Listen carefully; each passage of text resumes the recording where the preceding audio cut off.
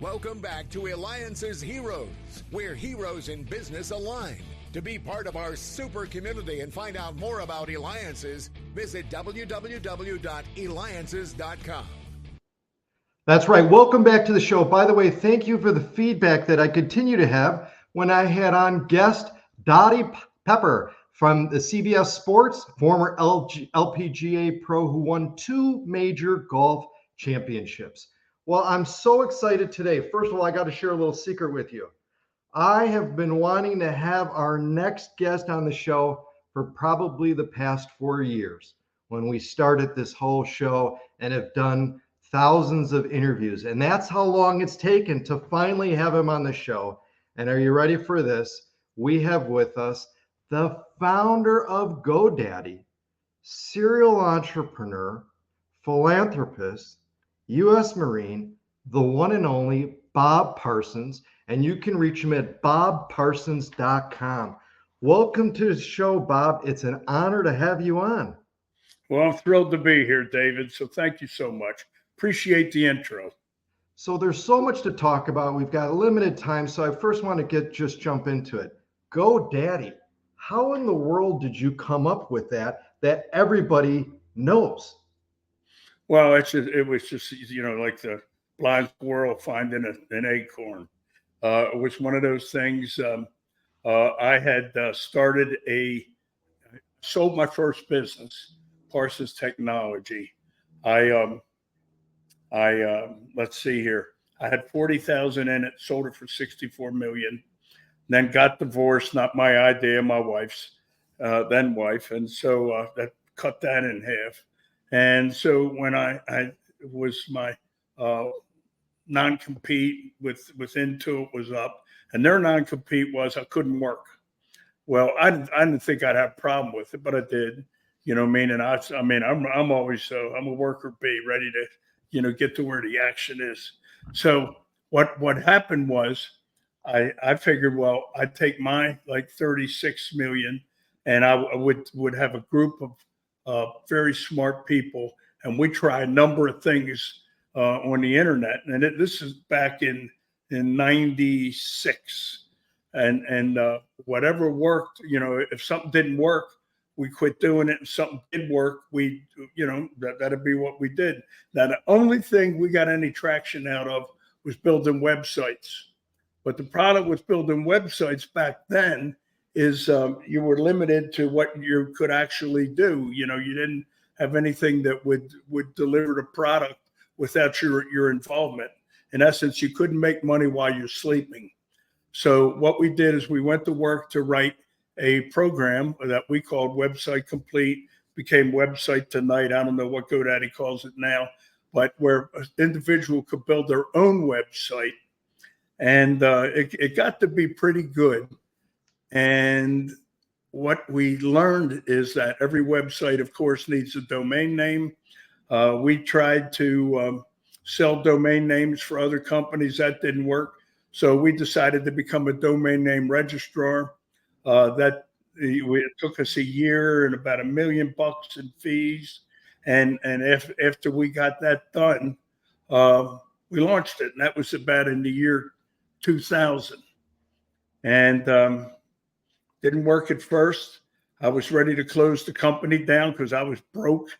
I used to measure the company, the way, I'm just a blue collar knucklehead from East Baltimore.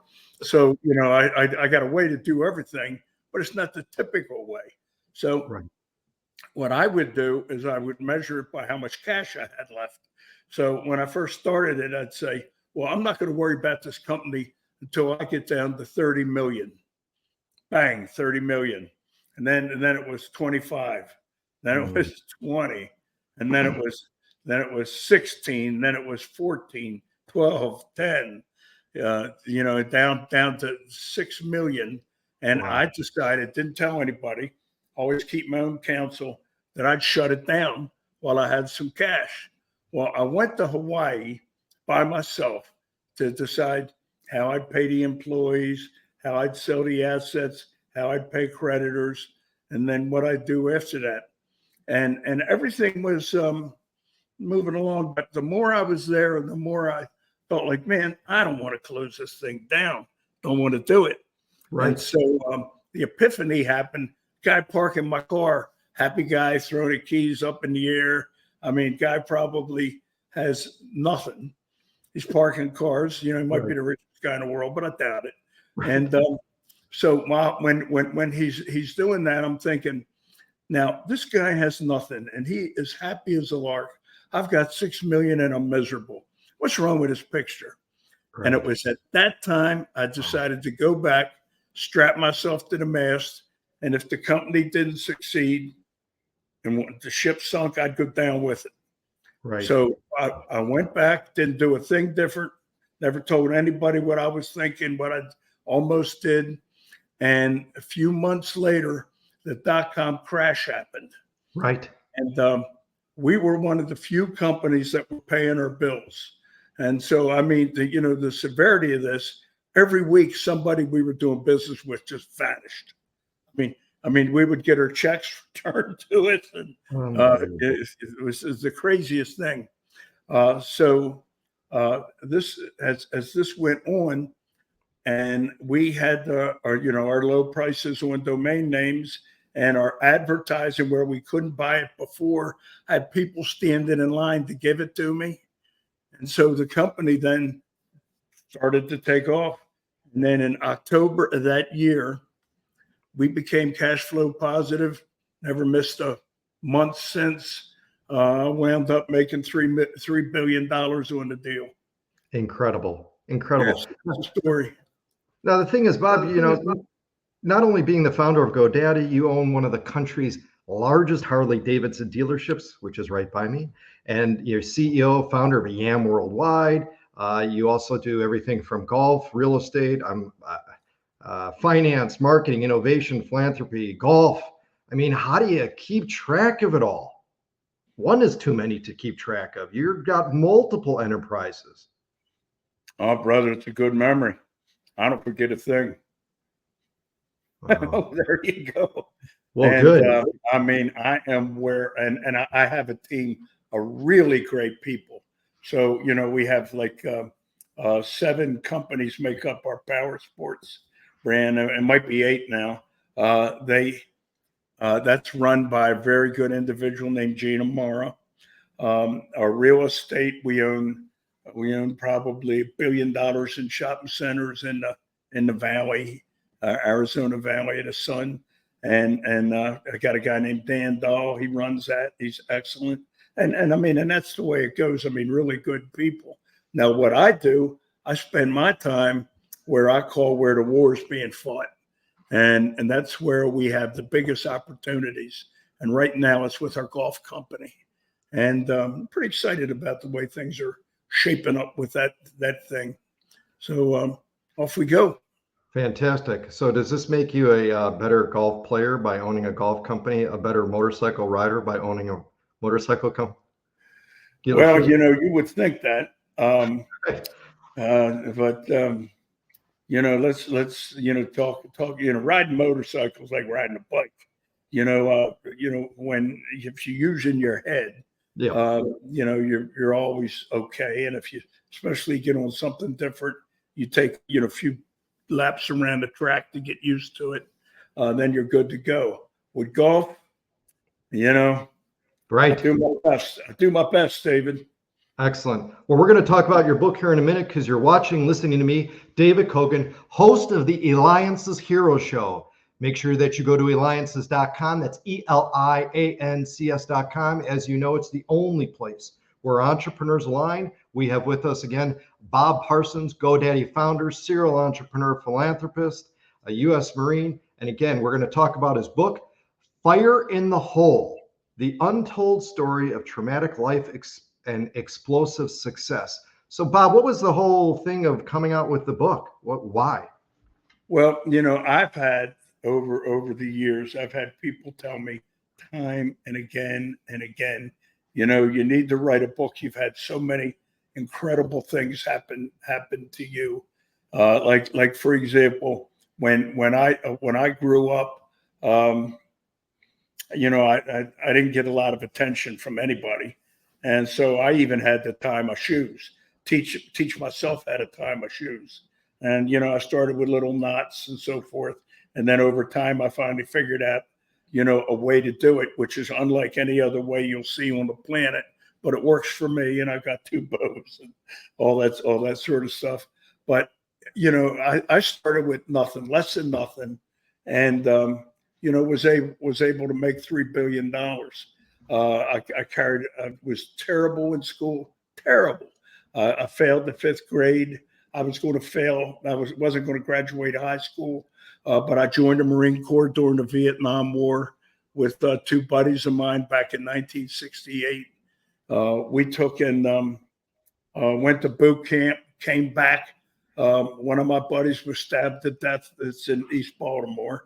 He never even made Vietnam. My other buddy, he lost both his legs and one of his arms when he was in the thick of combat, tried to throw a hand grenade back that was thrown at him, and it didn't get the job done. I was wounded. I lasted a month, and I mean it was combat was pretty thick then. Sure. And so anyhow, the book talks about all my my significant experiences over there, coming home with PTSD. How PTSD was a double-edged sword. It helped me focus. Yeah. And I liked working by myself because I just didn't feel like I wanted to be, much around groups of people. And the other thing is I had a flash temper, depression, Right. crying when nobody's around. Man, it was tough. And so anyhow, I overcome that and talk about how I did that. And the deal is, man, if I can make it, David, man, anybody ought to be able to make it. And this book, Fire in the Hole, tells you exactly how I did it. Yeah, let's and I want to ask you a question about that too. Is in regards to worry. Everybody worries about something, and you mentioned something in your book about worry. I mean, heck, I worry that I'm going to make sure that I do the best possible job interviewing you. Right? People just naturally worry. How do you talk about what you mentioned in your book about worry, and how does someone kind of overcome that, especially with you? And thank you again for serving our country. Well, my pleasure. Worry to me is a beast. It accomplishes nothing. It's debilitating. It usually you worry about stuff and like a week or a day or a month from the time you were sweating it turns out to be not a problem at all. And so one of my gifts is I just don't worry. I do the best I can about whatever I'm dealing with, and then off I go. And I think you can teach yourself not to worry, but you got to work on it. Like anything, it's something that's learned. I learned it when I was a kid, and my parents would go through all sorts of crazy ass stuff. And for example, I failed the 5th grade. Wow. But the nun gave 3 guys, told 3 guys, didn't give us report cards. And and so she says to us, she goes, you 3, you wait for me, and I'm going to take the rest of the club out, the rest of the class out, who's all holding their report cards like their Academy Awards. And, and then I'll be back to deal with you. So she marches them out. Me, I don't wait around. I took off because I wanted a nun-free summer is what I really wanted. And so I took off and I ran all the way around the whole complex where the nun goes and passes the convent and lets the line go down. And then it goes across the street and meets the parents, right? Well, my nun, Sister Brenda, I knew she was a very lazy nun. So she would never walk all the way down there with the class. So I was there against the wall. Sure enough, she didn't. She broke off and went back to crucify the unholy threesome, which was a twosome now. So I go across the street. My father's holding my brother's a report card. And he asked me, he goes, "Where's your report card, Robert?" And I said, "Dad's sister didn't give me one." And really, she hadn't. Wow. And then he said, "Well, why not?" And then this is when I fished a ridiculous lie out. I said, "Well, this year, if you passed, you didn't get a report card." Oh, and he goes, "Let me get this straight. If you pass, you didn't get a report card." I goes, "No, Dad, you don't." He looks at me like a dog that heard a strange noise, because he's holding my brother's report card. So he was a gambler. So he was holding a racing form. He had a cigarette. He flicked the cigarette in the street. He goes, "All right, whatever, get in the car." So I went and got in the car. And then same thing with my mother. My mother's going, "I never heard of such a thing." So I said, "Mom, call sister." And she goes, "I'm going to call that night." I said, "Well, if you feel better, you should." Well, I knew she'd never call her. So I spent all summer, right, sweating about failing the 5th grade and my parents, finding out. And I knew I was on death row. So come the first day of school, and I mean, I didn't tell anybody. I knew if I told like one of my buddies, it'd be all over the place. It'd get out. Yeah, sure. Right? Sure. Yeah, one of those, well, you can't tell anybody. Well, right. Yeah. And before then, everybody's got it. So I'd taken get in line with the 6th graders. I got the 2 guys that were with me when I failed. They're in the 5th grade line waving to me to come over. I'm going, no, stay away from me. Right. So anyhow, so the classes all went in, and they go order with this youngest class first, like kindergarten, 1st grade, 2nd, 3rd, 4th, 5th, then 6th grade. And I mean, I am flying by the seat of my pants. So I march in with them. And the sister that year was Sister St. Thomas. Well, she pulled me out of line and she held me against the wall. And I mean, her nose was an inch from mine. She said, "Sister Brenda told me what you did. She told me you failed and you didn't wait for her to come back." Oh, wow. Then she says, "She didn't know what to do. Oh. So she passed you." And I went, "Whoa." And she said, "If you give me any trouble this year, you're going right back to the 5th grade." I go, "I won't, sister." Wow.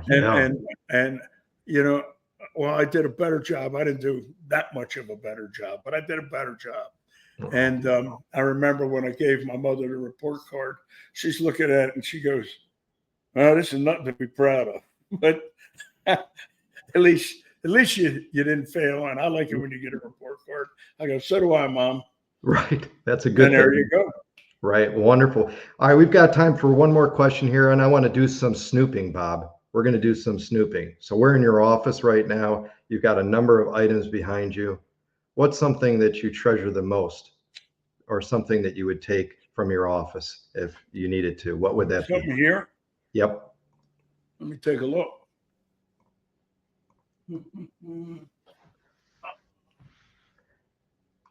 You've got a couple statues in there. I see a number of books, a silver item. Can't wait. A number of books. Yep. Some smaller statues. Looks like some clear metal or glass sculpture. Again, audience, we've got a number of items that are in his office. But I like the big Marine Corps book. The Marine Corps book? Yeah. Wow. Marine Corps Heritage Foundation. And why is that? Why would you pick that? Well, because everything else is interesting to me, but I have a reverence for the Marine Corps that is pretty solid. One thing I didn't tell you, David, is everything I've ever accomplished I owe to the Marine Corps. Mm-hmm. Because they turned me, from an aimless kid, they turned me completely around, and I feel as though I owe them. Wonderful. Oh, fantastic. You know, right along those lines, the Semper Fi Fund also goes by the name of the fund. I'm having a little celebration this May because my wife and I have over the years have reached the $100 million mark of donating to them. Fantastic. Well, thank you. Thank you. This has just been absolutely phenomenal. And thank you again, Bob Parsons, GoDaddy founder, serial entrepreneur, philanthropist, U.S. Marine.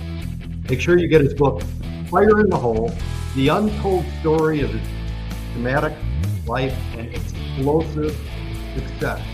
You can go to bobparsons.com. This has been David Cogan with the Eliances Heroes Show. Hey, David, one last thing. Yeah. I'll jump in here. You know, in this book, Fire in the Hole, you know, from what I told you, it sounds like a very serious book. And, you know, in some parts it is also laugh out loud funny.